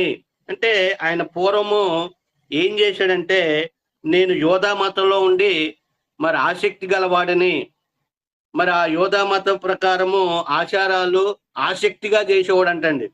ఆ సమయంలో నేనేం చేశానంటే మరి సంఘాన్ని హింసించాను, సంఘాన్ని అపరిమితముగా హింసించాను అనేటువంటి విషయాన్ని ఒప్పుకుంటున్నాడు ఆయన. కాబట్టి ఈ యొక్క మార్గం ఇక్కడ సంఘం అని తెలియజేశాడు. తర్వాత ఇంకోసారి ఏమంటాడో మనం చూద్దాము. అపోస్తుల కార్యాలు 9వ అధ్యాయము 2వ వచనం చూసుకుంటే ఆయన ఏమి హింసించాడో అనేటువంటి విషయాన్ని మనము ఆయన మార్పు చెందక ముందు తెలియజేస్తున్నాడు. ఆ విషయాన్ని చూద్దాము. 9వ అధ్యాయము 2వ వచనం చూసుకుంటే మొదటి నుంచి చదువుకుందాము. సౌలు ఇంకను ప్రభు యొక్క శిష్యులను బెదిరించుటయు అత్యచేవుటి యందు తనకు ప్రాణాధారమైనట్లు ప్రధాన యాజకుల యొద్దకు వెళ్ళి ఈ మార్గమునందున్న పురుషులైనను స్త్రీలనైనను కనుగొని ఎడల వారిని బంధించి యెరూషలేమును తీసుకొని వచ్చుటకు దమస్కులో సమాజం వారికి పత్రికలు ఇమ్మని అడిగాను. అంటే ఇక్కడ పౌలు గారు ప్రధాన యాజకుల దగ్గరికి వెళ్ళి ఆయన ధర్మశాస్త్రాన్ని పాటిస్తూ ఆచారము నిష్ఠాగరిష్ఠుడిగా ఉన్నటువంటి సమయంలో యేసుక్రీస్తు వారి యొక్క శిష్యుల్ని అలాగే ఆయన మార్గాన్ని హింసించటానికి బయలుదేరాడండి. అక్కడేమో సంఘాన్ని హింసించానని చెప్పాడు, ఇక్కడేమో మార్గములో ఉండవారిని అంటే సంఘములో ఉండవారిని, మార్గం అంటే సంఘము అని తెలియజేయడానికి ఈ యొక్క విషయాలు మీకు తెలియజేస్తున్నాను. అంటే మార్గంలో ఉన్నటువంటి స్త్రీలని పురుషుల్ని వాళ్ళని హింసించాలి అనేటువంటి విషయంలో వాళ్ళని చంపివేయాలి. ఎందుకని? ఇప్పుడు యేసుక్రీస్తు వారు దేవుని యొక్క కుమారుడు, పైలోకం నుంచి వచ్చాడు, ఆయన రక్షణ మార్గాన్ని తెలియజేస్తున్నాడు. ధర్మశాస్త్రంలో కూడా దేవుడి గురించి క్రీస్తు గురించి చెప్పబడింది. వాళ్ళు మతంలో మరి భక్తులే, కానీ దేవుని సంబంధించిన వాళ్ళే. మరి యేసుక్రీస్తు వారి యొక్క మార్గాన్ని వీటిని ఎందుకు వాళ్ళు ఆయన హింసించాలనుకున్నాడు అనేటువంటి విషయాలు చూసుకుంటే, ఆయన క్రీస్తు ఎవరు, ఆయన సంఘం ఏంటి, ఆయన క్రొత్త నిబంధన ఇవన్నీ ఏంటి అనేటువంటి విషయాలు ఆయనకు అర్థం కాలేదండి. కానీ ఈయన ధర్మశాస్త్రాన్ని చదువుతున్నాడు, కానీ ధర్మశాస్త్రంలో ఉన్నటువంటి విషయాలు ఆయన గ్రహించలేకపోతున్నాడు. అసలు ధర్మశాస్త్రం గురించి వాళ్ళు చదివితే అసలు క్రీస్తు ప్రభు వారు గురించి రాయబడింది. నిజముగా క్రీస్తు ప్రభు వారిని ఎవరు సిలువేశారండి? యోధామత ప్రవిష్టులే, భక్తులే. అలాగే స్తెఫనును కూడా చంపారు. ఎవరు చంపారు? యోధామతంలో ఉన్నటువంటి భక్తి మర్యాద గల వాళ్ళే చంపారు. వాళ్ళు చంపటానికి కారణం ఏంటంటే, ఆ ధర్మశాస్త్రాన్ని వీళ్ళు వాళ్ళకి దేవుడు ఇచ్చినా గానీ మాకు దేవుడు ఇచ్చాడని గర్వంగా ఫీల్ అవుతున్నారు, కానీ ఆ ధర్మశాస్త్రంలో ఉన్నటువంటి విషయాలు ఏంటో వాళ్ళకి తెలియట్లేదండి. పౌలుకు కూడా తెలియలేదు. ఏంటి విషయాలు? ధర్మశాస్త్రంలో క్రీస్తు ప్రభు వారి గురించి చెప్పబడింది. బైబిల్ మొత్తము క్రీస్తు గురించి 3 విషయాల్లో చెప్పేయచ్చండి. ఎలా? ఇప్పుడు ఆది కాండం నుంచి మలాకి వరకు మెస్సియ వస్తాడు అని తెలపబడింది. అలాగే మత్తయి సువార్త నుంచి అపోస్తుల కార్యాలు 1వ అధ్యాయం వరకు మెస్సియ వచ్చాడు, తిరిగి వెళ్ళాడు అని గ్రంథం మనకు తెలియజేస్తుంది. అలాగే అపోస్తుల కార్యాలు 2వ అధ్యాయం నుంచి ప్రకటన గ్రంథము చివరి వరకు యేసుక్రీస్తు వారు మరలా వస్తాడు, రెండో రాకడ ఉందని గ్రంథం చెప్పేస్తుంది. అంటే ఈ 3 విషయాలు గ్రంథము తెలియజేసింది. ఈ విషయాలు ధర్మశాస్త్రంలో ఉన్నాయి, బైబిల్ గ్రంథం మొత్తంలో ఉన్నాయి. కానీ ధర్మశాస్త్రంలో ఉన్నటువంటి విషయాలు వాళ్ళు గ్రహించలేకపోయారు మెస్సయ్య గురించి. కానీ ఆయన వచ్చి తన పనిని తాను చేసుకుంటా సమయంలో వీళ్ళకి అర్థం కాక క్రీస్తుని, ఆయన శిష్యుల్ని, ఆయన మార్గాన్ని హింసిస్తున్నట్టుగా మనం చూడగలం. ఇప్పుడు మార్గం అంటే సంఘము అనే విషయాన్ని గుర్తుపెట్టుకోవాలి. ఈ సంఘము మార్గం అని క్రీస్తు అని కూడా తెలియజేయబడింది. ఎలా? ఈయనే చెప్తున్నాడు, పౌలు గారు చెప్తున్నాడు. ఏమని తెలియజేస్తున్నాడు? 9వ అధ్యాయము 3 నుంచి చదువుకుందామండి. అతడు ప్రయాణం చేస్తూ దమస్కునకు వచ్చినప్పుడు అకస్మాత్తుగా ఆకాశం నుండి ఒక వెలుగు అతని చుట్టూ ప్రకాశించెను. అప్పుడు అతడు నేల మీద పడి, సౌలా సౌలా, నీ వేళ నన్ను హింసించుస్తున్నావని అతనితో ఒక స్వరము పలుకుట వినెను. ప్రభువా, నువ్వెవడవని అడుగగా ఆయన, నేను నీవు హింసించుతున్నటువంటి యేసుని అని తెలియజేశాడు. అంటే ఇక్కడ వాస్తవంగా పౌలు గారు ఎవరిని హింసించడానికి బయలుదేరాడండి అంటే, మార్గము లేక సంఘములో ఉన్నటువంటి స్త్రీలను హింసించడానికి బయలుదేరాడు.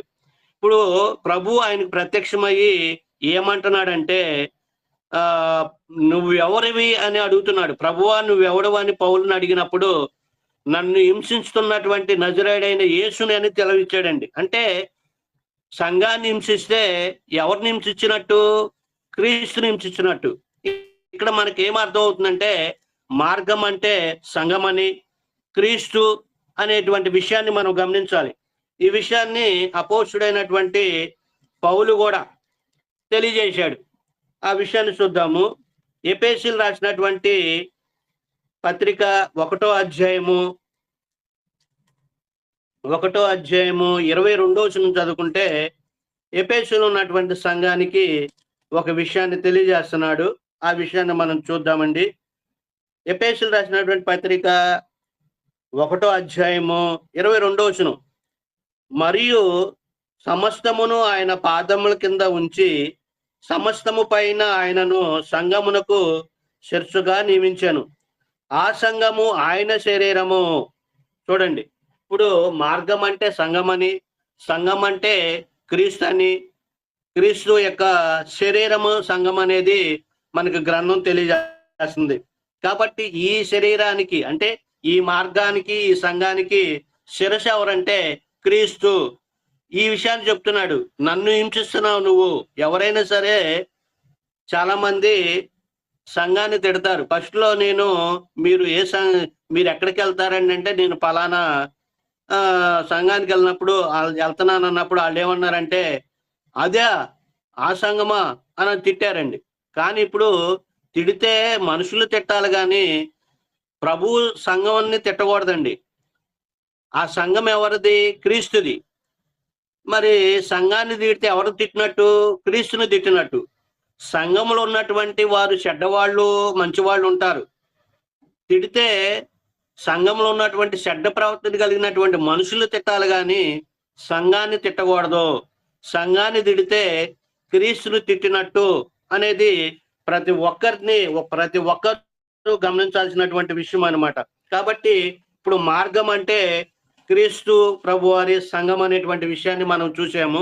ఇప్పుడు మూడో విషయంలో మతంలో ఏముంటాయి, మార్గంలో ఏముంటాయి అనేటువంటి విషయాన్ని మనము నేర్చుకుందామండి. మతములో ఏముంటాయి, మార్గంలో ఏముంటాయి. మతములో ఉన్నవాడిని మతం ముసుగులో ఉన్నవాడు అంటారండి. మతంలో ఉన్నవాడిని ఏమంటారంటే ముసుగులో ఉన్నవాడు అని అంటారు. ఈ విషయాన్ని మనము కొరింథీయులు రాసినటువంటి 2వ పత్రికలో చూసుకుంటే అక్కడ మతం ముసుగులో ఉన్నటువంటి వాళ్ళు ఎవరండి అంటే, మతం ముసుగులో ఉన్న వాళ్ళు ఎవరంటే గ్రంథంలో ధర్మశాస్త్ర ప్రకారము ఆచారాలు, పండగలు ఇవన్నిటినీ చేస్తూ వాళ్ళు మేము దేవుణ్ణి ఎరిగి ఉన్నాము, దేవుని మహిమపరుస్తున్నాము అనుకుని భ్రమలో ఉన్నారండి. వాళ్ళు ఏం చేస్తారంటే ఆ విషయాలు క్రీస్తు ప్రభు వారు వచ్చి మార్పు చేశాడు. ఆ ధర్మశాస్త్రాన్ని, పాత నిబంధనని ఆయన తీసివేశాడు, ఆయన నెరవేర్చి తీసివేశాడు అనేటువంటి విషయాన్ని తెలియక వాళ్ళు ఏం చేస్తారంటే ఆ మతం అనేటువంటి ముసుగులోనే వాళ్ళు బంధించబడ్డారండి. ఈ విషయాన్ని మనము కొరింథీయులు రాసినటువంటి 2వ పత్రిక 3వ అధ్యాయము 14-15 వచనాలు చదువుకుందామండి. చదువుకుంటే ఇలా గ్రంథం తెలియజేస్తుంది. మరియు వారి మనసులు కఠినములాయను గనుక నేటి వరకు పాత నిబంధన చదువునప్పుడు అది క్రీస్తునందు కొట్టివేయబడినని వారికి తేటపరచబడక ఆ ముసుకే నిలిచి ఉన్నది. నేటి వరకు మోషే గ్రంథము వారు చదువునప్పుడల్లా ముసుగు వారి హృదయముల మీద ఉన్నది గాని వారి హృదయము ప్రభు వైపునకు ఎప్పుడు తిరుగునో అప్పుడు ముసుగు తీసివేయబడును. అంటే మతంలో ఉన్నవాడు ఎక్కడున్నాడంటే ముసుగులో ఉన్నాడు, మతం ముసుగులో ఉన్నాడు. ఎప్పుడైతే ఆమె యొక్క మతం ముసుగులో నుంచి ఆ ముసుగును తీసేసుకొని ఎప్పుడైతే ప్రభు వైపు తిరుగుతాడో అప్పుడు మార్గం ఏంటో తెలుస్తుంది.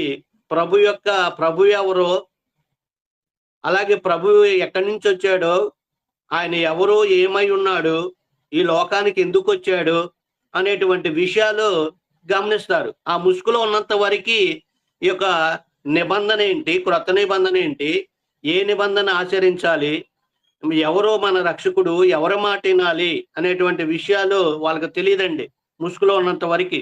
కాబట్టి ఆ ముసుగుని తొలగించుకోవాలి అంటే మతంలో ఉన్నవాడు ముసుగులో ఉన్నాడు అనేటువంటి విషయాన్ని గ్రంథం మనకు తెలియజేస్తుంది. అలాగే ఆ ముసుగుని తీసేసుకున్నవాడు మార్గంలోకి వస్తాడు. ఆ మార్గంలో ఉన్న వారిని దేవుడు వెతుక్కుంటూ వస్తాడండి. ఇప్పుడు ఆ మార్గాన్ని ప్రజలకి తెలియజేయటానికే దేవుడు మన దగ్గరకు వచ్చాడండి. మతం ముసుగులో ఉన్న వాళ్ళ దగ్గరికి దేవుడు వెళ్ళలేదండి. వాళ్ళు ఏం చేస్తారంటే మతం ముసుగులో ఉండి దేవుణ్ణి వెతుకుతారు, కానీ దేవుడు వారికి దొరకడు. అలాగే మార్గంలో ఉండే వాళ్ళ దగ్గరికి దేవుడే వెతుక్కుంటూ వస్తాడండి. దీనికి ఉదాహరణ ఏంటంటే, నశించిపోయే వాళ్ళని వెతికి రక్షించటానికే క్రీస్తు ఈ లోకానికి వచ్చాడు. కాబట్టి వెతికి ఆయన రక్షించడానికి వచ్చాడు. ఈ విషయాన్ని గమనించాలన్నమాట. అలాగే మతంలో ఉండేవాడు ఏం చేస్తాడంటే, బాహ్య సంబంధమైనటువంటి ఆచారాలకు ప్రాధాన్యత ఇస్తాడండి. మతంలో ఉండేవాడు ఏంటి ఆచారాలంటే, మనము ఇందాక చెప్పుకున్నాము, మతం ముసుగులో ఉండి ఏమేమి ఆచరిస్తారో అనేటువంటి విషయాలు మనము చూసాము. అలాగే మార్గంలో ఉండేవాడు ఆత్మ సంబంధమైనటువంటి భక్తికి ప్రాధాన్యత ఇస్తాడండి.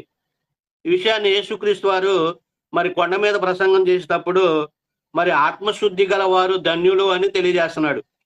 మనము బాహ్యంగా కనిపించేటువంటి మనుషులు చూడాలనేటువంటి భక్తి, అది భక్తి కాదండి, అది మతం ముసుగులో ఉన్నవాడు చేసేటువంటి భక్తి.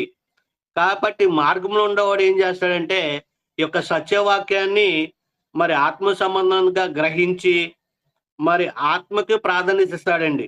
మార్గంలో ఉన్నవాడు ఇలా చేస్తాడు. అలాగే మతంలో ఉన్నవాడు ఏం చేస్తాడంటే, భూ సంబంధమైనటువంటి వాటిని ఆశిస్తాడు. భూ సంబంధమైనటువంటి ఆశీర్వాదాలు కావాలి, నాకు అంతస్తులు కావాలి, నేను లోకంలో ఉన్నటువంటి వారి వల్ల ధనవంతులు అయిపోవాలి, నాకు ఉద్యోగాలు కావాలి అని బాహ్యమైనటువంటి వాటిని ఆశిస్తాడు మతం ముసుగులో ఉన్నవాడు. అలాగే మార్గంలో ఉన్నవాడు ఏం ఆశిస్తాడంటే, ఆత్మ సంబంధమైన వాటిని ఆశించి మరి ఆత్మతో సత్యముతో దేవుణ్ణి ఆరాధిస్తానని చూస్తాడండి.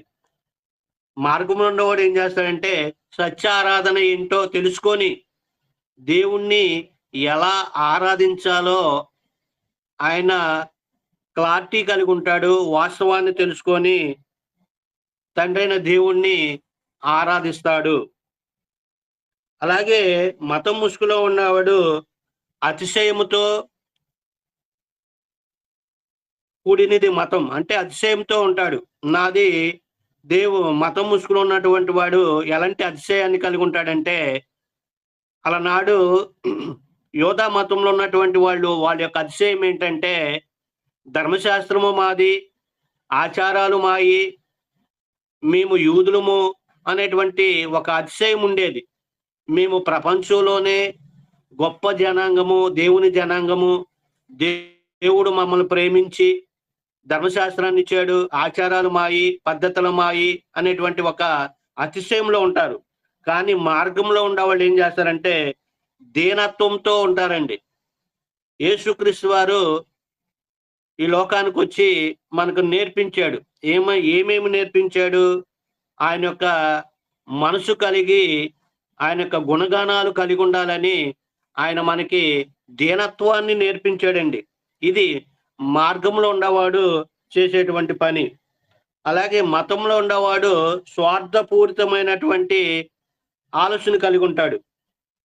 ఎలా స్వార్థపూరితమైన ఆలోచన? ఉదాహరణ తీసుకుంటే, మరి పౌలు బర్నబాలు మరి సత్యవాక్యాన్ని ప్రకటించినప్పుడు వాళ్ళు ఏం చేశారండి?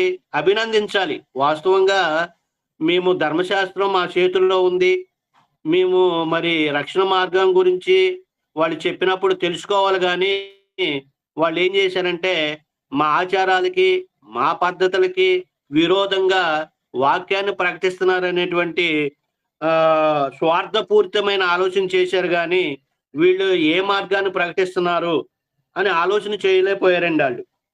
కాబట్టి మతము అనేది మేలుకరమైనది, అందులో ఉంటే నెమ్మదిస్తుంది అనేటువంటి విషయాన్ని వాళ్ళు గ్రహించలేకపోయారండి.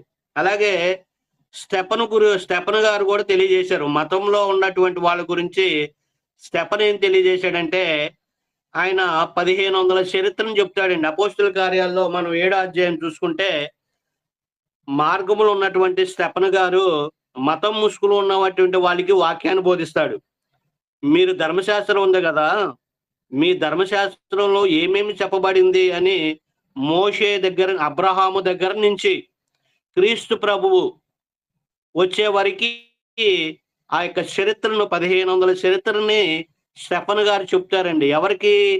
ఆ మతం ముసుగులో ఉన్నటువంటి వాళ్ళకి చెప్పినప్పుడు వాళ్ళు గ్రహించక ఆయన మీద స్వార్థపూరితమైనటువంటి అసూయతో వాళ్ళు ఏం చేశారంటే రాళ్లతో కొట్టి చంపారండి. కాబట్టి మతం ముసుగులో ఉన్నటువంటి వాడు ఇలాంటి భయంకరమైనటువంటి మరి స్వార్థపూరితమైన అసూయ కలిగి ఉంటాడు అనేటువంటి విషయాన్ని మనం చూడగలం. అలాగే మార్గంలో ఉండేవాడికి జీవపు వెలుగు ఉంటుంది, సత్య సంబంధులు అవుతారని గ్రంథం మనకు తెలియజేస్తుంది. కాబట్టి ఇలాంటి మతం ముసుగులు ఉన్నటువంటి వారు మరి మార్గంలోనికి ఎలా వచ్చారు? ఇప్పుడు మనకి ఇది ఇంపార్టెంట్. ఇప్పుడు చివరి విషయం చెప్తాను, చివరి పాయింట్. మతంలో ఉన్నటువంటి భక్తులు క్రీస్తు యొక్క మార్గంలోనికి ఎలా వచ్చారు, వచ్చిన వారు ఎవరు అనేటువంటి విషయాలు చూసుకుంటే, క్రీస్తుని గురించి విన్నారండి. మార్గంలోకి రావాలంటే ముందు ఏం చేయాలంటే క్రీస్తుని గురించి వినాలి అని గ్రంథం మనకు తెలియజేస్తుంది.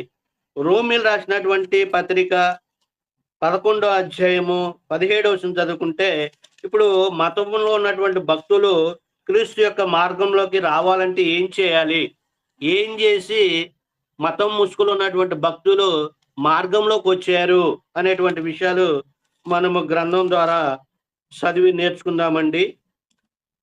అపోస్తుడైనటువంటి పౌలు రోమీలు రాసినటువంటి పత్రిక 11వ అధ్యాయము 17వ వచనం చదువుకుందాము.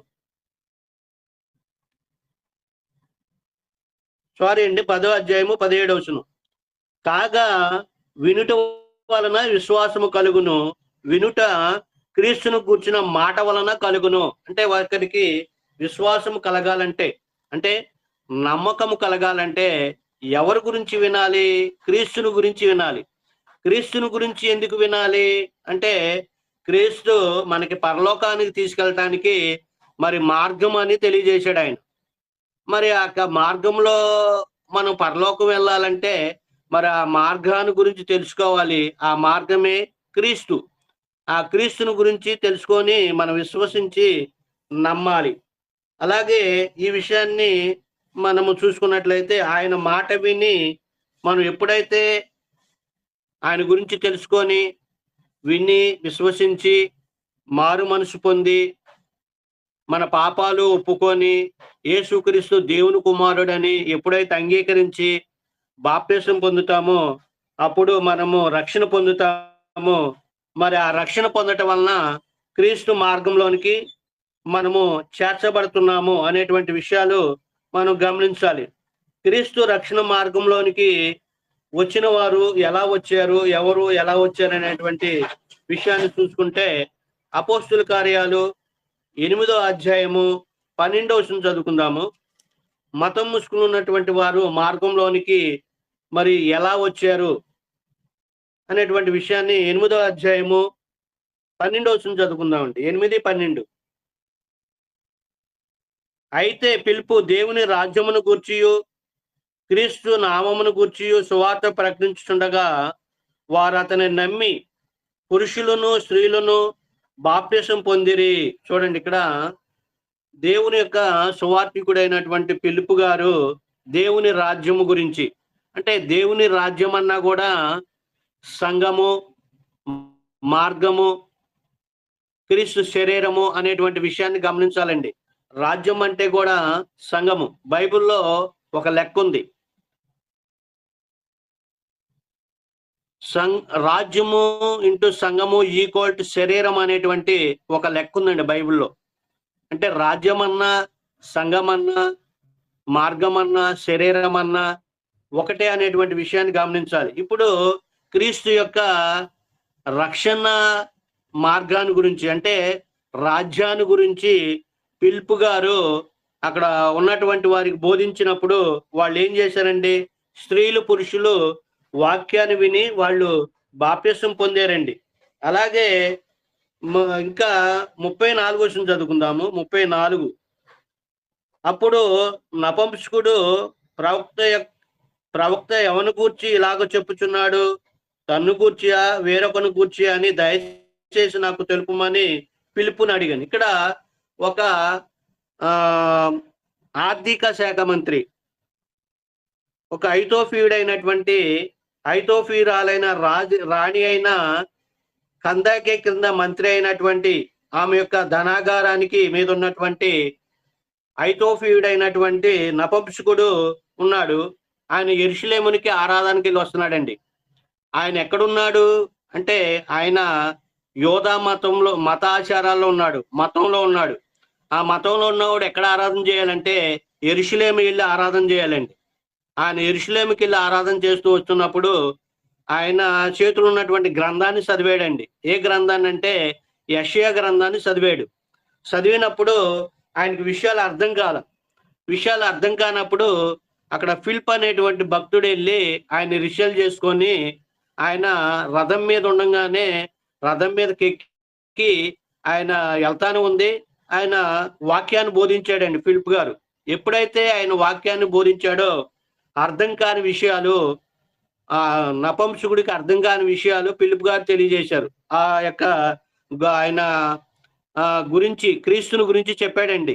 ఆయన ఎవరో, ఆయన గొర్రెవలే ఉదకు తేబడిను, బొచ్చు కత్తిరించేవాని ఎదుట గొర్రెపిల్ల ఎలాగో మౌనంగా ఉండునో అలాగే ఆయన నోరు తెరవలేదు. ఈయన గురించి ఎవరైనా ఏంటి, ఎవరి గురించి చెప్పడుతుంది ఇది అనేటువంటి విషయాలు నపుంసకుడికి అర్థం కానప్పుడు ఈ విషయాలు అర్థమయ్యే రీతిలో ఫిలిప్ గారు నపుంసకుడికి చెప్పాడండి. అప్పుడు ఆయన వెంటనే ఆ వాక్యాన్ని అంగీకరించి మార్గం మధ్యలోనే వెళ్తూ ఉండగానే ఆ నీళ్లు కనపడంగానే, ఇగో నీళ్లు, నాకు బాప్టిసం ఇయ్యి అని రథము నిలిపి ఎప్పుడైతే అడిగాడో నపుంసకుడు అప్పుడే ఆయనకి బాప్టిసం ఇచ్చాడు. సరే, ఇంతకు విషయం ఏంటంటే ఆయన నపుంసకుడికి మరలా బాప్టిసం ఎందుకు పొందాలండి? ఆయన భక్తుడే కదా, ఆయన యెరూషలేముకి వెళ్ళి ఆరాధన చేసి వస్తున్నాడు కదా. మరలా ఆయన రక్షణ మార్గంలోకి రావాల్సిన పని ఏంటి అంటే ఆయన యోధా మతం ముసుగులో ఉన్నాడండి. ఆ యోధా మతం ముసుగులో నుంచి ఇప్పుడు క్రీస్తు మార్గంలోకి వచ్చి ఆయన క్రీస్తుని అంగీకరించి క్రొత్త నిబంధన చట్ట ప్రకారము మరి ఆయన మార్గంలోకి వచ్చి బాప్టిసం తీసుకున్నాడు. ఈ విషయాన్ని మనము గమనించాలన్నమాట. చాలా మంది ఏమనుకుంటారంటే, అమ్మ మీరు ఆచారాలు పద్ధతులు ఈ కట్ట కాదు, మీరు మతం ముసుగులో ఉన్నారు, మార్గంలోకి రావాలని తెలియజేసినప్పుడు ఎవరు వింటలేదండి ఈ రోజుల్లో. మేము వెళ్ళేది సరైన మార్గమేలే, మాకు తెలుసులే అన్నట్టు ఫీల్ అయిపోతున్నారు. కానీ వాళ్ళ భక్తి విధానం ఎలా ఉంది, ఏంటి, మేము ఏ మార్గంలో ఉన్నామా, మతంలో ఉన్న ముసుగులో ఉన్నామా అనేటువంటి విషయాలు మనుషులు గ్రహించలేకపోతున్నారండి. కాబట్టి ఇలాంటి మతం ముసుగులో ఉన్నటువంటి వారు ఇంకా కొర్నేలు ఉన్నాడు. అపోస్తల కార్యాల 10వ అధ్యాయం చూసుకుంటే కొర్నేలు, ఆయన గురించి గొప్పగా గ్రంథం తెలియజేసింది. ఏమని? ఆయన భక్తిపరుడు, నీతిపరుడు, యథార్థవంతుడు, మరి కుటుంబాన్ని బాగా చూసుకునేవాడు, భక్తి మర్యాద గలవాడు. మరలా ఈయనకి సువార్త చెప్పి మరి బాప్టిజం ఇవ్వాల్సిన పని ఏంటి అనేటువంటి విషయాన్ని చూసుకుంటే మతంలో ముసుగులో ఉన్నవాడిని ఏమంటారని చూసాము? భక్తులు అంటారు. భక్తులు అంటే పైకి భక్తులే అంటారు. ఇప్పుడు కొంతమంది ప్రార్థనకి వెళ్తున్నారు అనుకోండి, బైబిల్ చేతిలో పెట్టుకొని, పక్కనోళ్ళు ఏమంటారు ఇతిహాసంగా, అరే భక్తిపరుడు బయలుదేరాడు అంటారు, అమ్మో భక్తిపరురాలు బయలుదేరిందిరో అంటారు. అంటే మనుషుల దృష్టిలో ఆచారాలు పాటిస్తూ మతం ముసుగులో ఉండవాళ్ళు భక్తులు అని అంటారు, కానీ వాళ్ళు మార్గంలో లేరండి. అదే కొర్నేలు కూడా అదే పరిస్థితి. కాబట్టి ఆయన సువార్తకు లోబడి, పేతురు గారు వెళ్ళి ఆయన సువార్త చెప్పినప్పుడు ఆయన సువార్తకు లోబడి ఆ యొక్క మతం ముసుగులో నుంచి మార్గంలోకి వచ్చాడండి. ఎప్పుడైతే రక్షణ పొందాడో ఆయన మార్గంలోకి వచ్చినట్టుగా మనం చూడగలం. అలాగే ఉదాహరణకి లూదియా కూడా ఉందండి. లూదియా ఆమె యొక్క వృత్తి ఏంటి? ఓదారంగు పొడి అమ్మే తూయితైర పట్టణస్తురాలు. ఆమె ఎక్కడ ప్రార్థన జరిగితే అక్కడికి వెళ్ళిద్ది. ఆమె వ్యాపారం ఎక్కడ చేసేదంటే యోధా మతంలో ఉన్నటువంటి వారి దగ్గరికి వెళ్ళి వ్యాపారం చేసేది. ఎందుకంటే యూదులు అంటే చాలా గొప్పవాళ్ళు, ధనవంతులు. వాళ్లే ఈ వ్యాపారం వాళ్ళ దగ్గరికి వెళ్ళి చేసేది. వాళ్లే యొక్క ఆ ఓదారంగు పడి కొంటారు. వాళ్ళు ఏం చేస్తారంటే మతం ముసుగులో వాళ్ళు ప్రార్థన కూడికలు పెట్టుకుంటారు. ఆ ప్రార్థన కూడికి వెళ్ళింది ఆమె. సరే ఈలోగా పౌలు గారు కూడా వెళ్తాడు అక్కడికి. వెళ్ళినప్పుడు సత్య మార్గాన్ని గురించి చెప్పినప్పుడు, సత్యవాక్యాన్ని ప్రకటించినప్పుడు ఆమె హృదయం తెరవబడిందండి. అదేంటి, అక్కడ చాలా మంది ఉన్నారు కదా, ఈమె హృదయమే తెరవబడతావేంటి అంటే, ఈమె వాక్యాన్ని అంగీకరించిందండి. వాక్యాన్ని ఎప్పుడైతే అంగీకరించిందో ఆమె హృదయం తెరవబడి ఆమె రక్షణ మార్గంలోకి వచ్చిందండి. ఆమె రావటమే కాకుండా తన కుటుంబంలో ఉన్నటువంటి వారిని కూడా రప్పించింది, రక్షణ మార్గంలో నడిపించింది. ఇది మతంలో ఉన్నటువంటి వారు మార్గంలోకి వచ్చిన విధానం. కాబట్టి ఇప్పటి వరకు మరి వాక్యాన్ని మీరు శ్రద్ధగా విన్నారు. మరి ఇప్పుడు మనము మతంలో ఉన్నామా, మార్గంలో ఉన్నామా చెక్ చేసుకోవాలి. కాబట్టి మతం అంటే ఏంటో చూసాము, మార్గం అంటే ఏంటో చూసాము. మతంలో ఉన్నవారిని ఏమంటారు, మార్గంలో ఉన్నవారిని ఏమంటారు? మతంలో ఉన్న వారిని ఉన్నటువంటి భక్తులు క్రీస్తు యొక్క మార్గంలోనికి ఎలా వచ్చారు అనేటువంటి విషయాలు మనం ఇప్పటి వరకు నేర్చుకున్నాము. మరి ఇట్టి విషయాల ద్వారా మరి మీకు తెలియజేస్తూ మరి నన్ను నేను హెచ్చరించుకుంటూ ముగిస్తున్నాను. అందరికీ వందనములండి.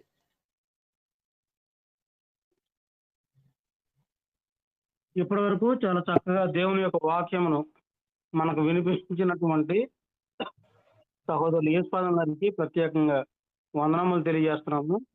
బ్రదర్, మీరే ముగింపు ప్రార్థన చేయండి. ప్రార్థన. మమ్మల్ని మిక్కిలిగా ప్రేమించిన ప్రియ పరలోకపు తండ్రి, మీ ఘనమైన, ఉన్నతమైన, శ్రేష్టమైన నామానికి మీ ప్రియకుమారుడును మా ప్రభువును రక్షకుడైన యేసుక్రీస్తు నామంలో మీకు స్తుతులు, స్తోత్రములు, కృతజ్ఞతలు తెలియజేసుకుంటున్నాం తండ్రి. మమ్మల్ని ప్రేమించి మా జీవితంలో వచ్చిన దినాన్ని బట్టి స్తుతులు తండ్రి. ఈ దినాన మాకంటే ముందుగా మీ యొక్క భక్తులు, క్రీస్తునందు మా సహోదరులు ముందుగా లేచి ప్రార్థన, విజ్ఞాపనలు, యాసనలు, కృతజ్ఞతాస్తుతులు తెలియజేశారు. అలాగే వారి గాత్రముల ద్వారా మీ నామాన్ని స్తుతించి మహిమపరిచారు తండ్రి. అలాగే మీ యొక్క దాసుల ద్వారా మరి గ్రంథంలో నుంచి అనేక విషయాలు మాకు నేర్పించారు తండ్రి. అలాగే అల్పుణ్ణి, అయోగ్యుడైన నన్ను కూడా మరి యొక్క మీ ప్రజల ఎదుట వాక్యాన్ని బోధించేటువంటి మరి నాయన అవకాశాన్ని మాకు ఇచ్చారు తండ్రి. అందును బట్టి మీ కృతజ్ఞతలు తండ్రి.